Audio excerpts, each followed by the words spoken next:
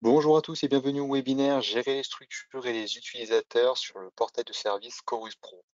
Je m'appelle Nicolas, je travaille pour l'Agence pour l'informatique financière de l'État et je vais vous présenter le webinaire du jour.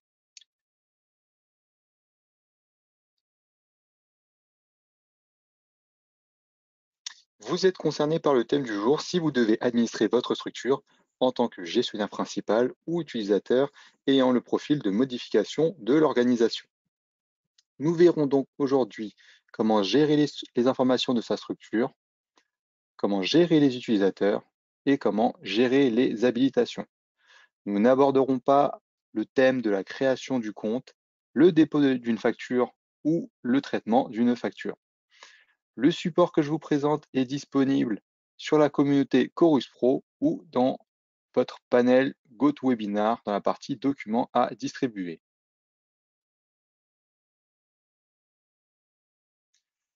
Voici le programme du jour. Donc, on commencera par une introduction au portail de service Chorus Pro. On traitera ensuite les informations concernant sa structure. Dans le chapitre 3 et le 4, je vous expliquerai les applications de gestion des utilisateurs et les habilitations. On va ensuite voir comment échanger avec le support si vous avez besoin d'aide. Et pour finir, nous allons voir la documentation disponible sur la communauté Chorus Pro. Commençons tout de suite avec l'introduction au portail de service Chorus Pro.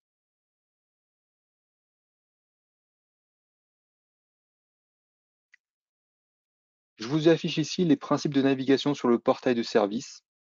Donc la première partie, vous voyez les onglets du dessus qui permettent d'ajuster le contenu présenté pour chaque type d'entité. Donc ici, entreprise, entité publique, particulier ou association. Au numéro 2, nous voyons les menus qui sont des raccourcis qui montrent l'ensemble des applications disponibles. Donc ce sont des applications qui peuvent être disponibles une fois que vous êtes connecté. Donc si vous ne voyez pas tous ces menus et que vous n'êtes pas connecté, c'est normal. Dans le numéro 3, nous voyons la barre de recherche donc qui est en haut à droite de votre écran et qui vous permet de retrouver facilement les applications du site. La partie centrale, donc le numéro 4, est dédiée aux domaines et aux applications. Et enfin, le numéro 5, vous voyez l'assistante virtuelle qui s'appelle Claudia et qui est présente sur chaque page en bas à droite et qui va répondre à l'ensemble de vos questions.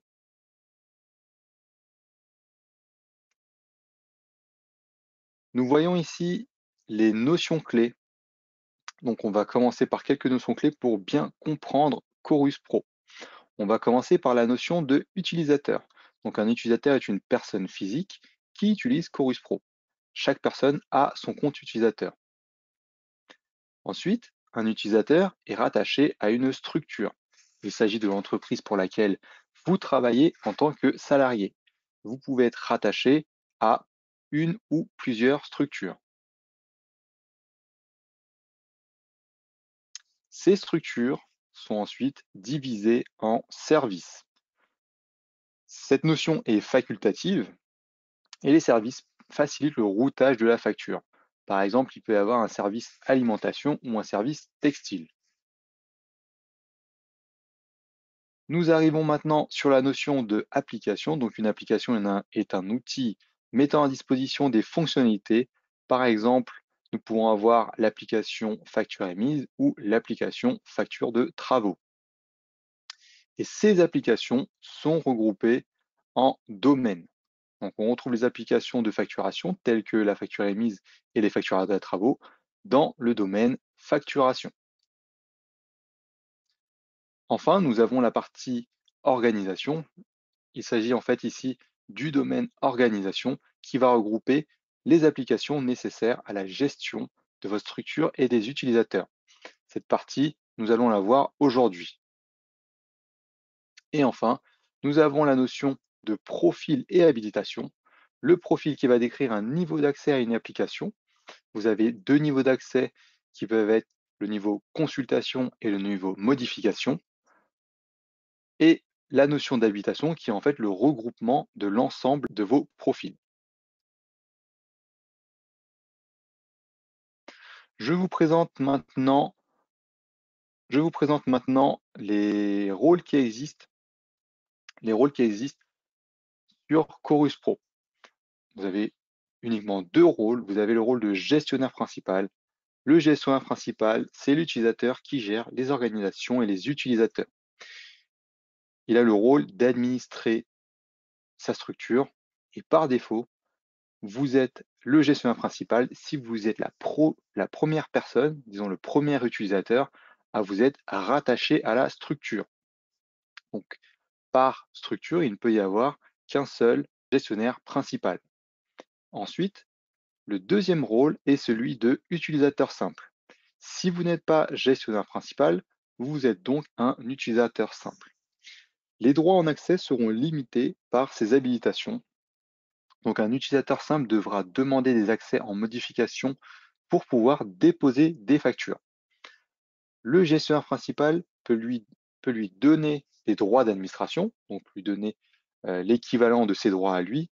Pour cela, il faudra qu'il lui donne le profil modification organisation. Nous avons fini pour cette première partie. Nous pourrons maintenant passer à la deuxième partie, donc le deuxième chapitre qui va être gérer les informations de sa structure. Donc, je bascule directement sur le portail de service en environnement de qualification pour vous faire les démonstrations.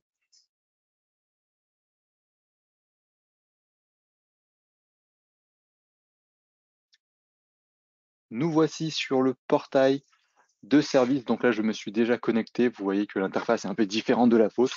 J'ai une écriture en marron, mais les fonctionnalités restent identiques. Donc, je me suis déjà connecté. Je vois l'ensemble des menus qui sont disponibles. Je vois les différents domaines. Et je vais vous montrer comment gérer votre structure. Donc, on va commencer par l'application gérer une structure. Donc, pour cela, je vais sélectionner le domaine organisation. Je clique sur accéder au domaine et j'arrive sur l'ensemble des applications pour administrer une structure. Je clique maintenant sur gérer une structure.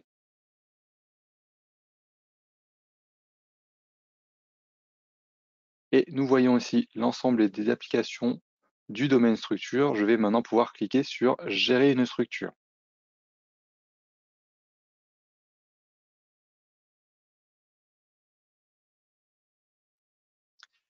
La page s'est chargée, j'arrive sur la gestion de sa structure, on voit le type de demande. Je vois aussi que j'ai un menu déroulant, je vais pouvoir cliquer dessus et je vois maintenant plusieurs menus. Donc là, le premier type de demande va être consulter et rechercher une structure. Donc cette fonctionnalité va permettre de consulter les informations de sa structure sans les modifier. J'aurai ensuite la modification de la structure, donc je vais pouvoir modifier toutes les informations de ma structure. En troisième, je vais avoir activé une structure. Lorsque vous remettez en activité une structure désactivée, par exemple, ou que vous n'avez jamais mis en activité cette structure, donc si elle est nouvelle. Vous avez ensuite la partie mettre à jour depuis la base INSEE. Donc là, vous allez l'utiliser pour actualiser les informations de Chorus Pro depuis la base INSEE. Donc si vous avez fait des modifications, notamment de l'adresse de votre structure, vous les ferez d'abord sur la base INSEE et vous viendrez ensuite sur Chorus Pro pour les mettre à jour. Nous avons ensuite désactivé une structure et ici nous pourrons demander la désactivation d'une structure qui est active pour qu'elle ne puisse plus envoyer ou recevoir de factures. Je vais aujourd'hui cliquer sur modifier une structure. Je clique sur modifier une structure et vous voyez que de nombreuses informations sont apparues. Donc, je sélectionne l'identifiant qui est en fait la structure que je vais utiliser. Et vous voyez qu'en sélectionnant cet identifiant, de nombreuses informations se sont mises à jour. Donc, on voit la raison sociale, le libellé de la structure. On voit aussi qu'il peut y avoir un numéro RCS, le numéro de TVA intracommunautaire, etc. Je vois notamment l'adresse électronique Là, il s'agit bien de l'adresse électronique de la structure. On voit le statut de ma structure qui est bien actif, donc elle fonctionne bien. On voit ici la notion de gestionnaire principal. Donc, qui est le gestionnaire principal? Il ne peut y avoir qu'un seul gestionnaire principal par structure. Et nous retrouvons aussi toutes les données sur l'adresse postale. Donc là, vous pouvez descendre et vous pourrez modifier uniquement les champs qui ne sont pas grisés. Si vous avez des champs qui sont grisés, notamment l'adresse postale, vous devrez modifier ces informations au niveau de la base INSEE et enregistrer. Qu'est-ce que vous pouvez modifier ici? C'est notamment l'adresse email. Vous pouvez la modifier pour recevoir des emails. Vous pouvez aussi renseigner des informations concernant les mémoires de frais de justice, donc renseigner votre catégorie de prestataire. Et si vous êtes concerné par la partie thématique, vous pourrez ajouter des informations à ce niveau. Une fois que vous avez effectué toutes vos modifications, vous descendez tout en bas de la page et vous cliquez bien sur le bouton Soumettre. Donc, pour ma part, je ne vais pas cliquer sur ce bouton, mais je vais plutôt revenir sur le support.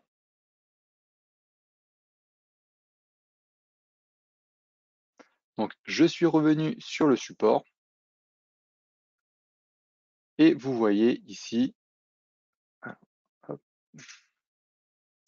vous voyez sur mon support que je présente le chemin que j'ai utilisé. J'ai sélectionné la partie qui m'intéresse en allant sur le domaine organisation.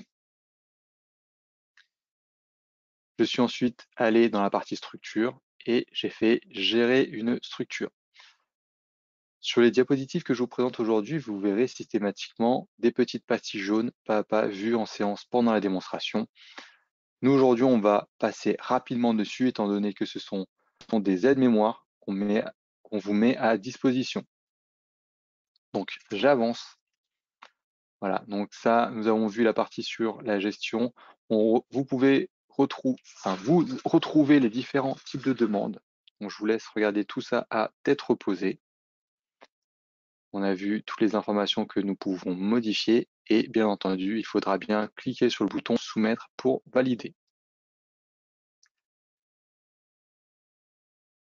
Je passe une nouvelle fois sur mon environnement de qualification pour vous montrer une deuxième démonstration qui va être maintenant la création des coordonnées bancaires. Donc je vais revenir en arrière. Je vais cliquer sur le fil d'Ariane, sur Structure. On voit un message qui va m'indiquer que les modifications apportées seront perdues. Effectivement, je n'ai pas enregistré ces modifications. Cela est bien normal. Je reste dans un cas de démonstration. Donc je clique sur Quitter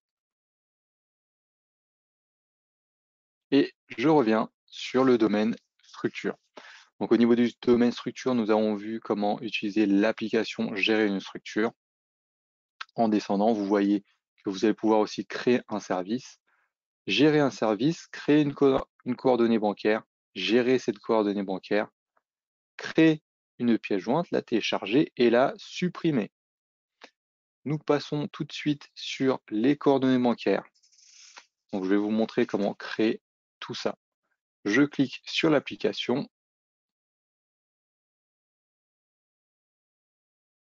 et je commence à compléter les champs. Donc, on voit ici le nom de la coordonnée bancaire. Vous indiquez un nom qui est parlant pour vous, pour ne pas vous mélanger au niveau de vos coordonnées. Donc là, moi, je vais par exemple marquer IBAN test.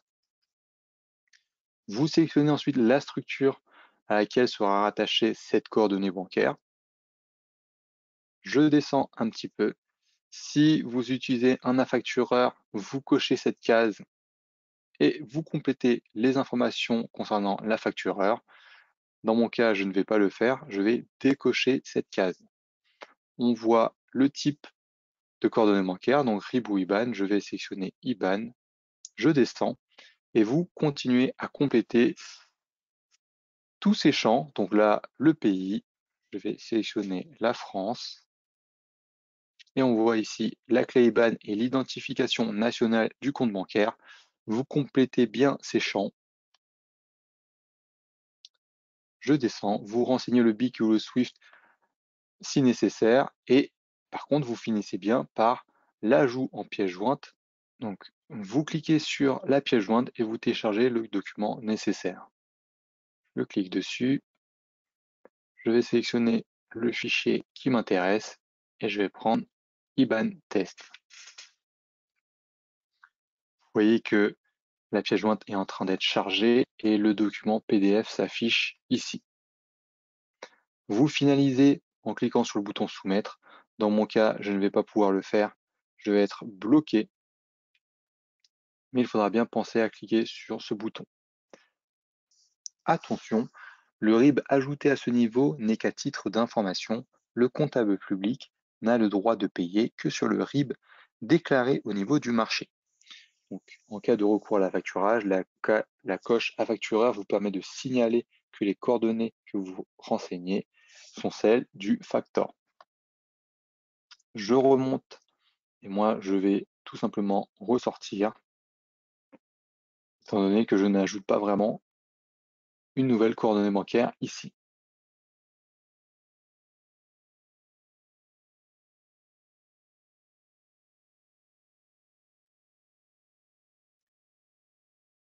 Je vais maintenant vous montrer la démonstration sur la gestion des coordonnées bancaires. Donc, dans cette application, vous pouvez modifier des coordonnées bancaires précédemment ajoutées. Je clique dessus.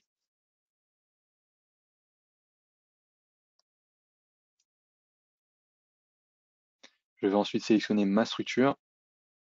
Je sélectionne ma structure ainsi que la coordonnée bancaire concernée.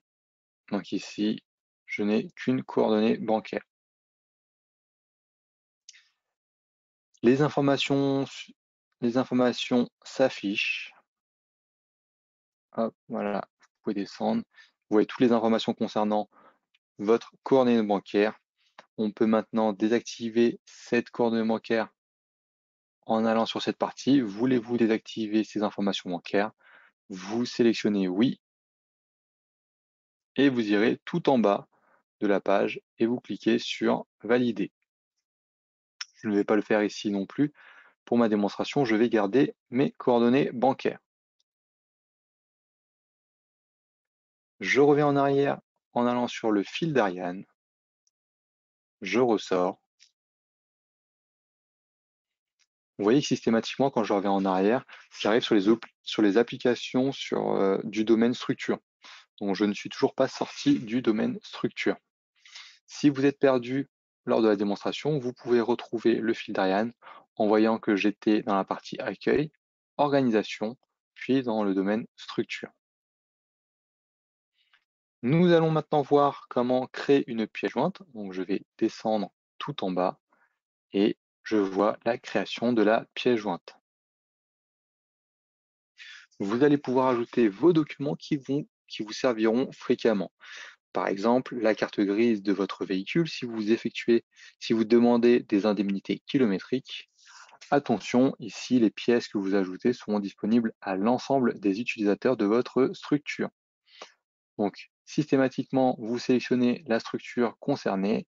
Ensuite, vous avez ce bouton Ajouter des pièces jointes. Je clique dessus. Une page s'affiche. Je sélectionne le fichier nécessaire depuis mon ordinateur. Donc, je vais mettre par exemple la carte grise.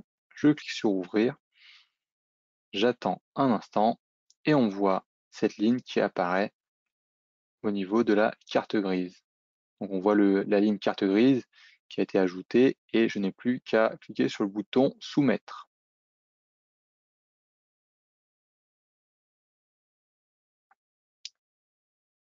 Hop, je vais revenir en arrière, je ne vais pas enregistrer cette partie.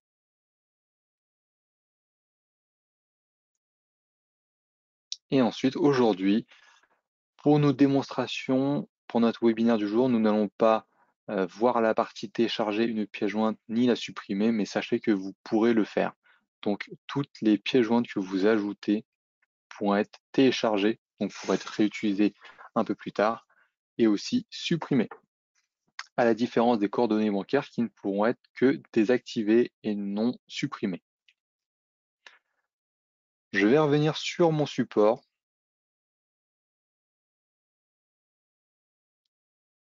Hop, et voilà, je suis revenu sur mon support.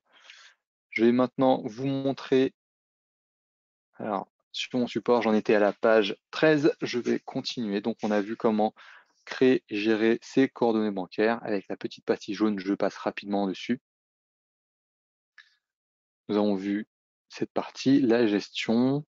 Nous avons vu ensuite comment créer une pièce jointe. Je passe dessus et nous arrivons sur une application qui n'est pas disponible sur mon environnement de test et c'est l'application dupliquer une structure. Donc moi je vais vous expliquer cette application directement sur le support parce que comme je vous l'ai dit, elle n'est pas disponible sur mon environnement de test. Donc vous utiliserez cette application si vous avez une nouvelle structure avec les mêmes informations que la structure précédente. Attention, la structure que vous allez utiliser comme modèle sera désactivée.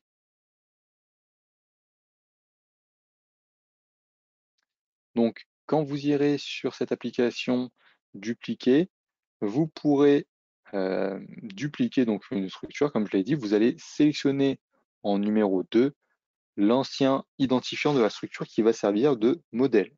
C'est bien la structure à dupliquer. En numéro 3, vous allez indiquer l'identifiant SIRET. Donc là, c'est le nouveau SIRET que vous avez et vous souhaitez que ce SIRET récupère toutes les informations de l'ancienne structure. Donc une fois que vous allez ajouter votre numéro SIRET, une vérification du statut du SIRET saisie est faite entre le portail et la base INSEE. Si le SIRET est au statut fermé dans la base INSEE, la structure ne pourra pas être créée sur le portail de service. Donc ça, c'est une petite vérification qui est faite entre les deux systèmes. Et pour finaliser, il faudra bien cliquer sur le bouton Soumettre.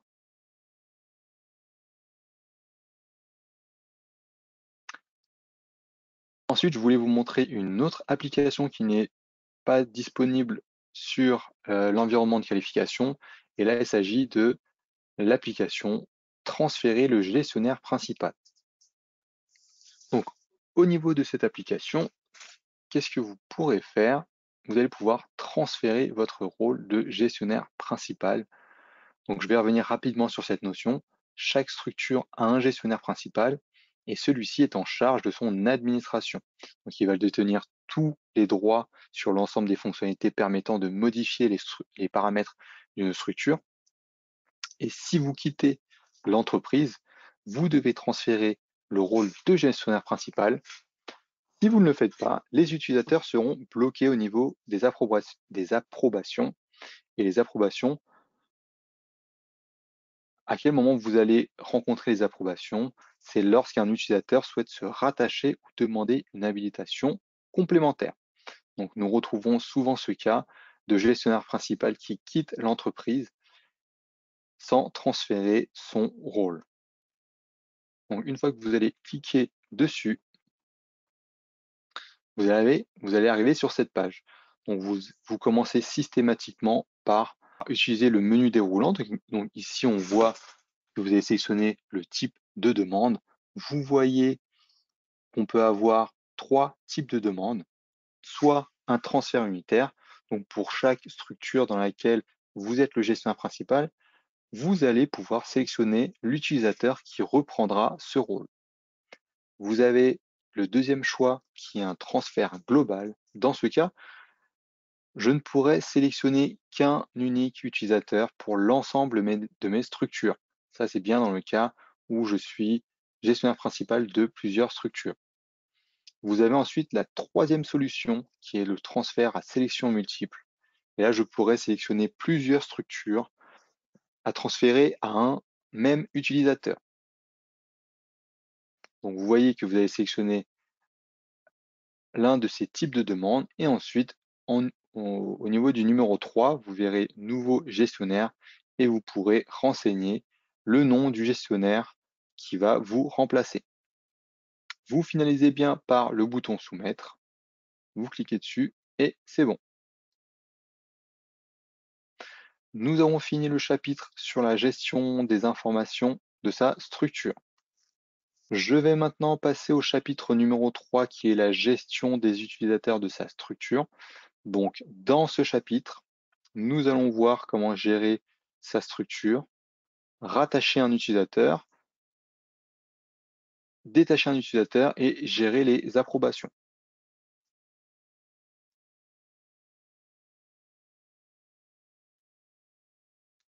Donc, je vais basculer directement sur mon environnement de qualification. Je me remets sur la partie accueil et je vais commencer par vous faire la démonstration d'un rattachement d'un utilisateur. Donc, un nouvel utilisateur peut demander à se rattacher à votre structure, mais vous pouvez aussi le rattacher de votre propre initiative. Donc, je vais commencer par sélectionner le domaine organisation. J'arrive ensuite au domaine utilisateur et je sélectionne l'application rattachée à un utilisateur.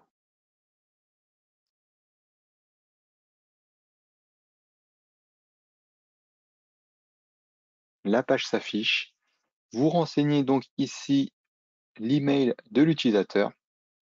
Donc là, vous voyez que vous devez bien indiquer un email. Donc en cliquant dessus, je n'ai pas une liste déroulante qui va me proposer différents utilisateurs.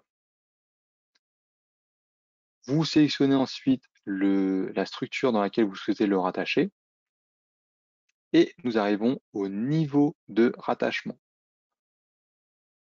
Donc à ce niveau, vous avez deux niveaux de rattachement. Le premier est la maille structure qui vous permet de rattacher l'utilisateur à l'ensemble de la structure. Si vous possédez des services, vous pouvez affiner le rattachement à la maille service. Dans ce cas, la personne que vous rattachez n'aura accès qu'à une partie de votre structure, donc au niveau du service uniquement. Et vous finalisez une nouvelle fois en cliquant sur le bouton Soumettre tout en bas à droite. Je vais revenir en arrière sur le domaine utilisateur et je vais maintenant vous montrer comment détacher un utilisateur.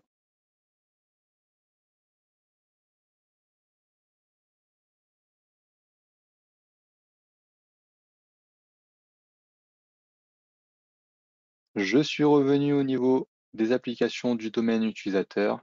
Je descends un petit peu et je vois l'application détacher un utilisateur. Donc si un utilisateur ne travaille plus dans votre entreprise ou qu'il ne doit plus déposer ou traiter des factures, vous pouvez le détacher de votre structure. Donc je clique sur le bouton détacher un utilisateur.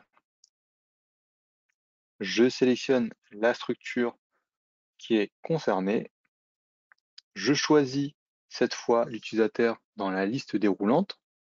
Donc là, j'ai bien une liste déroulante et je sélectionne mon utilisateur et je vais indiquer ici un commentaire qui va justifier le détachement. Donc je peux écrire que la personne ne travaille plus dans la structure, par exemple. Une nouvelle fois, je vais avoir un niveau de détachement. Donc ici, on va avoir la maille structure ou la maille service. Donc si cette personne ne travaille plus du tout dans la structure, vous sélectionnez la maille structure. Si c'est uniquement par rapport à l'un des services, par exemple, Paul ne travaille plus au niveau du service textile, mais travaille maintenant dans la partie alimentation, vous sélectionnez la maille service et vous pourrez sélectionner les services dans lesquels Paul ne travaille plus. Donc moi, dans mon cas, je n'ai aucun service, donc normalement, vous voyez ici différents services s'afficher juste en dessous et vous pouvez les sélectionner. Vous finalisez bien votre démarche en cliquant sur le bouton Soumettre et c'est bon. Je reviens en arrière, je ne fais aucun détachement aujourd'hui.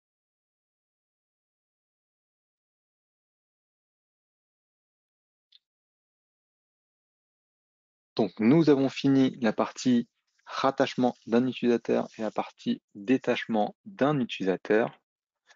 Maintenant, nous allons voir la partie approbation. Donc une approbation est une validation de la part du gestionnaire principal pour des demandes qui sont formulées par les utilisateurs.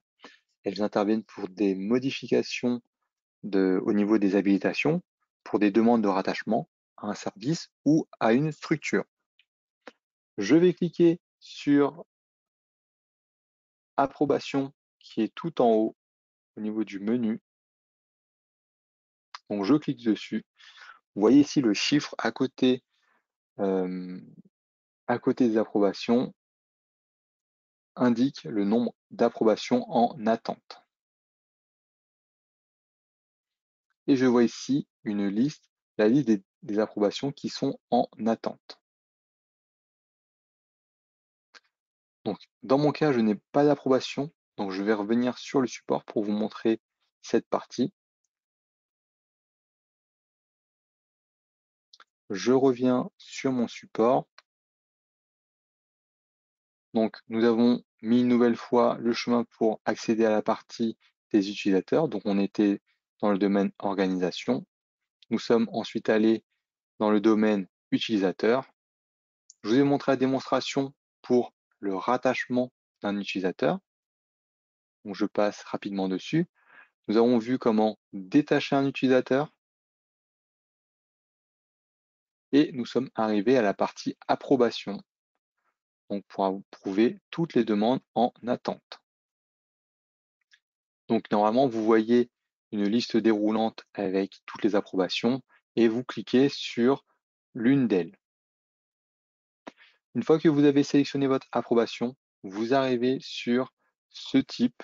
Donc là, vous voyez l'approbation pour, et là euh, on voit un numéro pour la demande, on voit l'approbateur, donc normalement c'est vous. On voit le demandeur, on a l'adresse email du demandeur, on a une description, donc ici on voit que ça va être gérer les habitations, on voit le numéro de la structure, on voit la raison sociale, le service, et juste en dessous, on voit le commentaire de la personne pour justifier sa demande.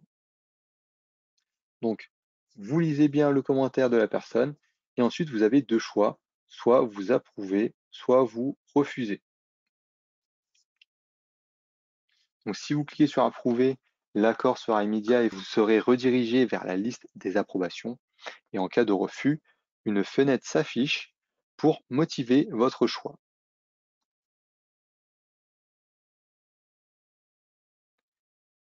J'ai fini ce troisième chapitre, nous allons maintenant pouvoir passer au quatrième chapitre qui va être gérer les habilitations. Donc, dans Chorus Pro, les habilitations déterminent vos accès aux applications. Les habilitations sont composées de profils. Et là, une nouvelle fois, chaque profil décrit le niveau d'accès à une application donnée. Donc, par exemple, l'application facture émise, et elle se décompose en deux parties.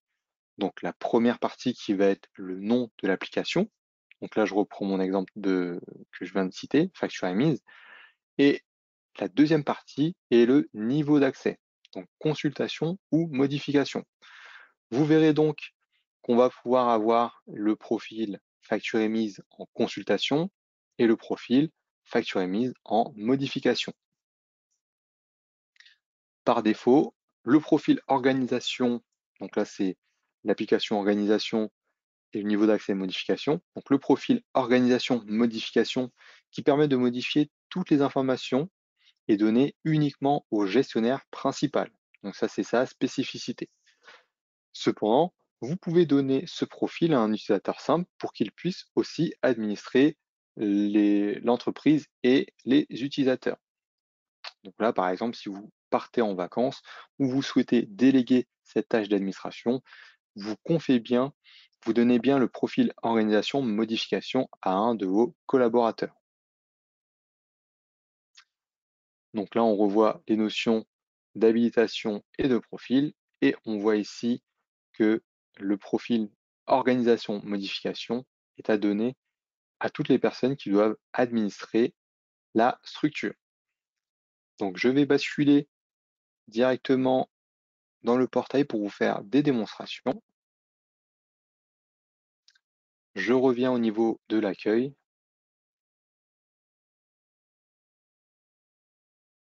Et je vais vous montrer donc comment gérer les habilitations des utilisateurs. Donc, je clique une nouvelle fois sur Organisation. Je clique maintenant sur le domaine utilisateur et je retombe sur l'ensemble des applications du domaine utilisateur. Donc, je descends un petit peu, on retrouve la partie rattacher un utilisateur, détacher un utilisateur. Nous n'avons pas vu la partie consulter les utilisateurs ni afficher un utilisateur. Là, vous pouvez retrouver toutes les informations concernant un utilisateur.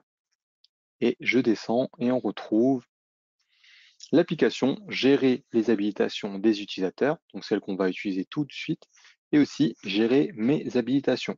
La différence entre les deux est que la dernière, donc tout en bas à gauche, permet de gérer uniquement ses propres habilitations. Mais on va avoir le même raisonnement. Donc, je clique sur gérer les habilitations des utilisateurs.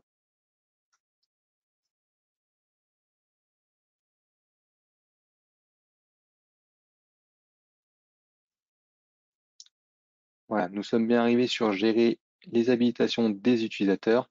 Je commence par choisir ma structure. Je sélectionne un service si nécessaire, donc c'est pour ça que au tout début, au niveau des notions clés, j'avais indiqué que le service est facultatif. Je descends, je choisis l'utilisateur qui est concerné par ma demande, donc je vais reprendre un utilisateur, et juste en dessous, on voit la liste des profils qu'il possède. Donc on peut retrouver la logique que je vous ai citée précédemment, le profil remboursement de taxes avec le niveau d'accès modification. On va avoir aussi l'application facture émise et le niveau d'accès modification, etc. Donc systématiquement, on va avoir soit modification, soit consultation.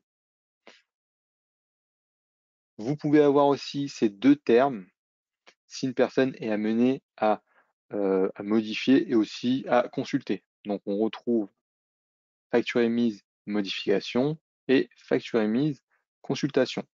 Donc ici, on voit bien tous les profils que possède un utilisateur. Si l'utilisateur n'a pas encore le profil que vous souhaitez, vous allez cliquer sur le bouton Ajouter. Donc je clique dessus, une nouvelle page s'affiche. Je vois tout en haut Contact, donc c'est bien l'utilisateur qui m'intéresse, et je vais sélectionner le profil que je souhaite lui rajouter. Donc si l'utilisateur ne possède pas ce profil, hop, je vais prendre le premier que je vois, donc engagement consultation. Vous cliquez dessus et normalement, le profil reste bien affiché. Ici, vous voyez un petit message d'erreur qui indique que l'utilisateur a déjà l'abonnement sélectionné.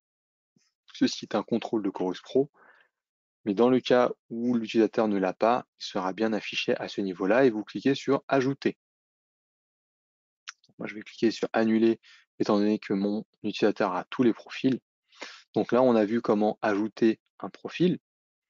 Vous pouvez aussi modifier un profil si nécessaire. Donc aujourd'hui, si je considère que le profil remboursement de taxes modification n'est plus nécessaire, je peux soit le supprimer en cliquant sur la coche juste à côté, sur la même ligne que ce profil, soit cliquer sur le petit crayon au niveau de cette même ligne. Donc si je clique sur le petit crayon, on voit une page qui s'affiche et là on me demande de remplacer ce profil par un autre. Donc, je vais revenir en arrière, je vais cliquer sur Annuler. Une fois que vous avez effectué toutes vos modifications, vous descendez bien tout en bas de la page et vous allez cliquer sur le bouton Soumettre. Attention, si vous ne le faites pas, même si on a l'impression que les modifications sont prises en compte, elles ne le sont pas. Donc nous avons vu les applications nécessaires maintenant à la gestion de votre structure et des utilisateurs. Donc en cas d'interrogation persistante, vous pourrez ensuite échanger avec le support. Hop. Je vais revenir sur mon support pour vous montrer cette partie. Donc, on en était au niveau des habilitations. On a vu comment gérer les habilitations des utilisateurs. Hop, je passe rapidement dessus. Vous pourrez regarder toutes ces pages à tête reposée, donc en téléchargeant le support. Voilà. Et maintenant, là, ce que je vous disais, c'était qu'on avait fini cette partie sur la gestion des habilitations et que maintenant, nous allons pouvoir passer au chapitre 5 qui va être échangé avec le support. Donc, à quel moment vous allez échanger avec le support? C'est si vous avez toujours des questions. Donc, passons tout de suite au prochain chapitre. Le chapitre numéro 5, échanger avec le support. Et donc, pour trouver de l'aide, vous avez 3 solutions. Le premier va être de contacter Claudia, qui est l'assistante virtuelle qui est disponible à toute heure.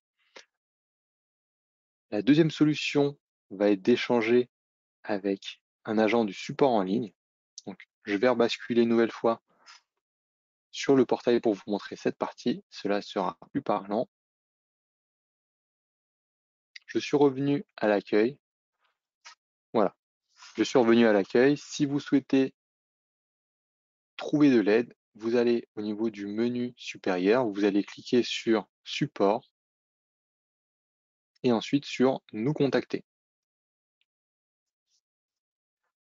À ce niveau, vous avez donc les 3 solutions que j'avais commencé à citer.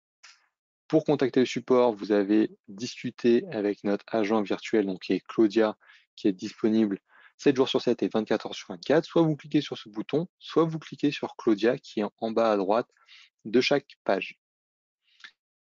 La deuxième solution est d'échanger avec un agent en ligne. Donc, vous devrez sélectionner votre thème et vous serez mis en contact avec un agent pour un échange à l'écrit uniquement. Et enfin, la troisième solution, en cas de problème spécifique, vous pouvez envoyer un ticket en expliquant la problématique et en ajoutant les pièces jointes nécessaires. Pour cela, vous allez cliquer sur Accéder au portail de support. Donc, je vais effectuer la démonstration de l'envoi d'un ticket. Je vais cliquer sur Créer un ticket.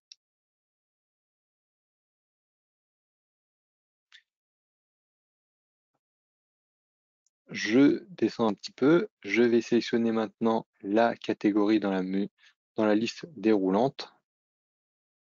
Je vais sélectionner Facture émise. J'arrive au niveau de la sous-catégorie. Je choisis aussi parmi la liste déroulante.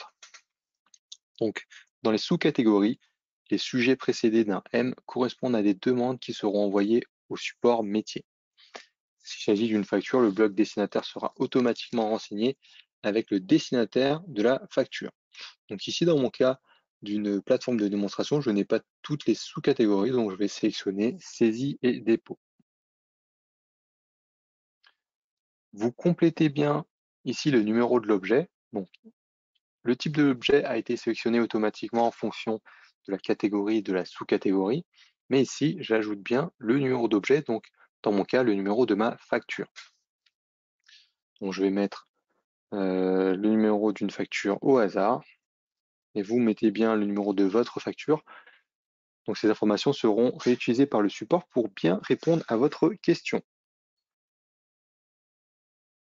Donc, je descends un petit peu, j'arrive au niveau du bloc émetteur. Vous sélectionnez donc l'identifiant de votre organisation. Vous vérifiez qu'il s'agit bien de votre adresse, de votre adresse email de contact et vous indiquez aussi un numéro de téléphone pour qu'on puisse vous recontacter. Je descends un petit peu, je vois que maintenant l'organisation destinataire qui a été renseignée automatiquement et mon message arrivera au niveau du support. Je descends un petit peu et j'arrive au problème rencontré. Donc une fois que vous arrivez à ce niveau-là, vous renseignez bien votre titre avec un slash et vous renseignez le résumé de votre demande. Juste en dessous, vous renseignez une description longue de votre demande. Donc vous ajoutez toutes les informations qui peuvent être utiles à la réponse. Vous descendez un petit peu et vous ajoutez aussi des pièces jointes. Donc soit en les glissant et les déposant à ce niveau-là, ou soit en cliquant sur le bouton Ajouter un fichier, et une nouvelle fois, vous sélectionnez un fichier depuis votre ordinateur. Moi, je vais cliquer sur Annuler, je ne vais pas ajouter de fichier. Vous descendez un petit peu et maintenant vous avez 3 boutons Donc le premier va être soumettre. Une fois que vous avez vraiment complété votre question, vous allez cliquer sur soumettre, elle partira au niveau du destinataire. Vous avez le deuxième bouton qui est enregistrer et quitter. Donc là, ça va être le cas d'une question que vous n'avez pas complétée. Vous souhaitez l'enregistrer uniquement en brouillon. Donc vous allez l'enregistrer et vous pourrez revenir plus tard dessus. Troisième solution va être quitter sans enregistrer. Et dans ce cas-là, vous avez trouvé la réponse à votre question. Vous ne souhaitez plus envoyer la question que vous avez commencée et vous cliquez sur ce bouton. Donc moi, je ne vais pas envoyer ma question, je vais cliquer sur quitter sans enregistrer.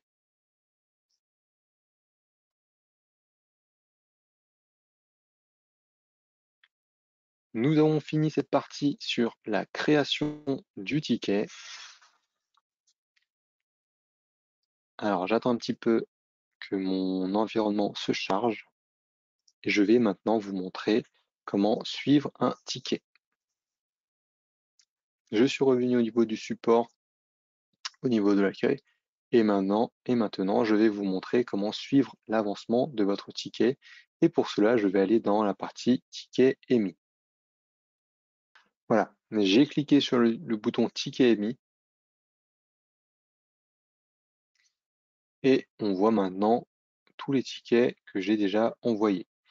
Donc le premier onglet qui va être l'onglet action requise, je vais retrouver les demandes en attente d'action de ma part, c'est-à-dire les tickets qui sont au statut en attente d'information. Dans ce cas-là, je vais devoir transmettre des informations, les informations qui me sont demandées, et aussi les tickets qui sont au statut résolu. Dans ce cas-là, je vais devoir les fermer. Donc, soit je vais fermer le ticket si la réponse me convient, et ou je vais renvoyer ce ticket, donc refuser la réponse, si des précisions sont apportées. Donc, je vais juger que la réponse n'est pas satisfaisante et je souhaite avoir des informations plus précises. Dans la partie en cours, je vais retrouver les tickets, les autres tickets qui sont en cours de traitement, mais qui ne sont pas en attente d'action de ma part. Dans la partie clôturée, je vais retrouver donc un historique de tous les tickets qui ont été clôturés. Et le dernier onglet est l'onglet brouillon. Ici, je vais retrouver tous les brouillons que j'avais commencés. Sur chacun de ces onglets, vous retrouvez aussi la barre de recherche. Donc, vous pouvez retrouver votre ticket en fonction d'un mot-clé. Vous pouvez aussi filtrer. Donc ici, en cliquant sur les différents boutons, vous pouvez soit les filtrer par ordre chronologique, par type de catégorie, et en cliquant sur ce bouton, vous pourrez réinitialiser les filtres. Vous pouvez aussi exporter le tableau si nécessaire.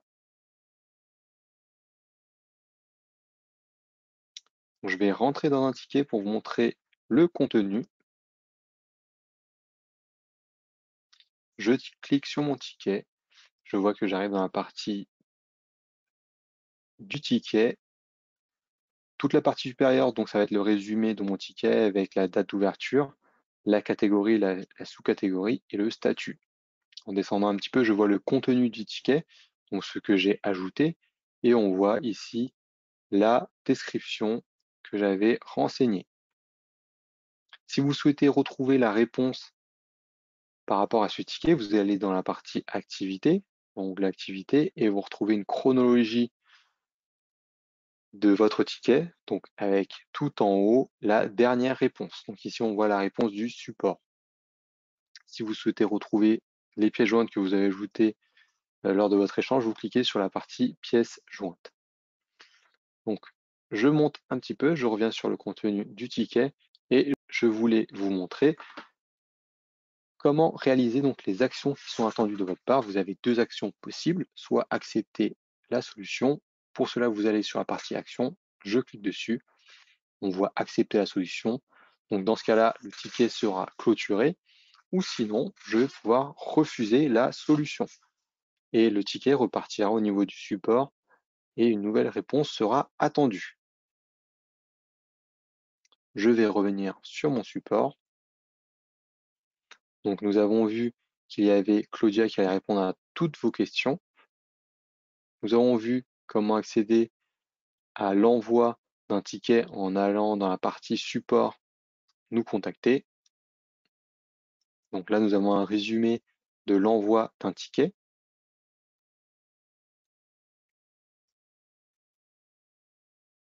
Nous avons sélectionné notre catégorie sous-catégorie. Nous avons renseigné toutes les informations nécessaires. Nous avons ensuite indiqué le titre et le résumé de la problématique, ainsi qu'une description longue. Nous avons ensuite ajouté des pièces jointes si nécessaire et nous avons cliqué sur le bouton Soumettre. Nous avons vu ensemble ce que nous pouvons retrouver au niveau de l'action, au niveau de l'onglet Actions requises. Ici, nous avons retrouvé les autres onglets. Là, nous avons aussi consulté le contenu d'un ticket. Donc, j'avance rapidement sur toutes ces parties que nous avons déjà vues. Et ce chapitre sur les demandes d'aide est maintenant terminé. Vous connaissez les différents moyens de contact. Nous arrivons au dernier chapitre, qui est le chapitre numéro 6, sur la communauté Chorus Pro et l'offre d'accompagnement. Donc, pour continuer à vous former et exploiter au mieux le potentiel de Chorus Pro, retrouvez toute la documentation sur la communauté Chorus Pro. Pour y accéder, vous avez différentes façons.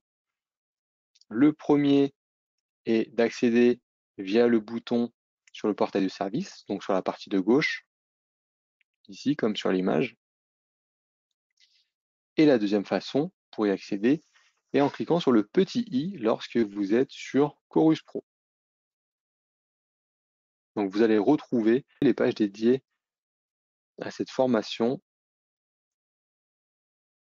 Je vais basculer directement sur la communauté Chorus Pro pour vous montrer ce que nous pouvons retrouver dessus. Donc, je vais me placer au niveau de l'accueil du portail de service. Je vais cliquer sur la partie de gauche « Accéder à la documentation » et ce bouton me ramène sur la communauté Chorus Pro. Par défaut, étant donné que j'étais sur l'accueil, on voit que j'arrive sur la page qui va être comment se familiariser avec ce nouveau portail de service Chorus Pro. Je peux me placer au niveau de l'accueil et normalement, vous tombez sur cette page lorsque vous tapez sur votre navigateur Communauté Chorus Pro. Donc, concernant la formation d'aujourd'hui, vous pouvez retrouver toutes les pages dédiées à cette formation en allant dans Facture et demande de paiement. Ici, vous voyez que tout ce bloc est dédié aux émetteurs de factures. Donc là, je vais cliquer sur Voir tous les documents. Je descends un petit peu. Donc là, on a différents groupes, soit les fondamentaux de Chorus Pro. On a une partie pour aller plus loin. Ce qui m'intéresse aujourd'hui, on était sur un webinaire qui est avancé. On va voir comment gérer mon compte. Donc je clique sur ce menu qui est un menu déroulant. Et donc, les deux pages qui sont liées à ce webinaire sont ici, gérer les structures et gérer les utilisateurs. Donc là, je viens de vous montrer les deux pages dédiées à cette formation. Par contre, vous pouvez retrouver toute la documentation en naviguant et vous pouvez retrouver des informations qui peuvent être intéressantes, comment créer un compte utilisateur, gérer son compte, créer une structure, etc.